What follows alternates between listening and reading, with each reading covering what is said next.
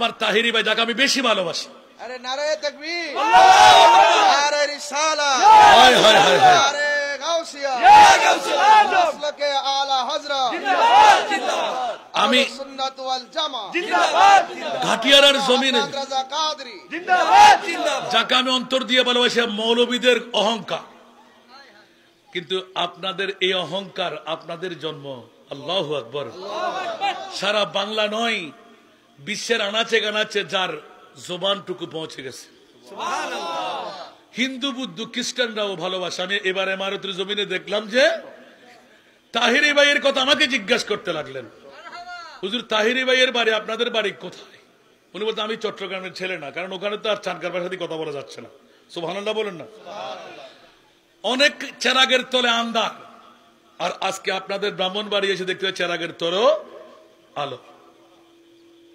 আপনারা লিখেছেন পীর, সুবহানাল্লাহ বলবেন না?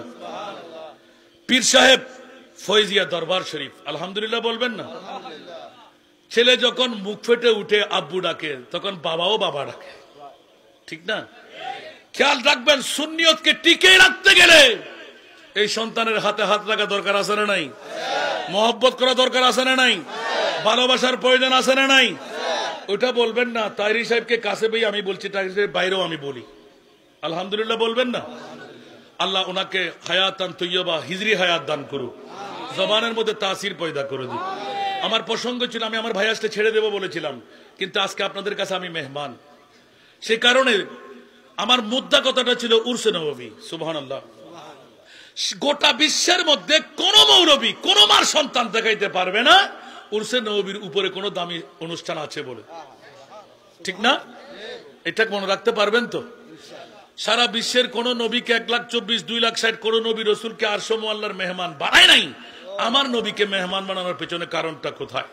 একটু জোরে বলবেন না সুবহানাল্লাহ? আশা করে মনে থাকবে, কারণ আমার নবীর মতন কোন নবী, সমস্ত নবীদের আকা হলেন আমার নবী। সেই জন্য সবচেয়ে আলা বাতিল ফেরকারা পড়ে না, কোন ওয়াহাবি মওদুদি হারেজি রাফিজি ওরা পড়ে, সবচেয়ে আলা ওয়া আলা হামারা নবী, ওরা ব্যঙ্গাইয়ে পড়ে যে। আর এখন দেখতেছে সুন্নিদের বিরিয়ানি খাইতে পারবো না, এখন আমরাও শুরু করি, কারণ দেখা যাচ্ছে যে মুমিনের মূল হলো সবচেয়ে আওলা ওয়া আলা হামারা নবী, ঠিক না?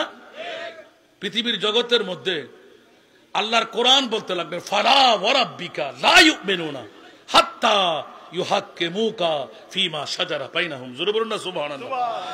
আল্লাহর পরে বিশ্বের জমিনে উপরে নিচে মুমিন যদি হতে মন চাই, এক নম্বর জাত আমার নবীকে মানতে হবে। সুবহানাল্লাহ। সেজন্য বললাম যে মুমিনের জিসকা কোই সানি নেহি वो नबी हमारा।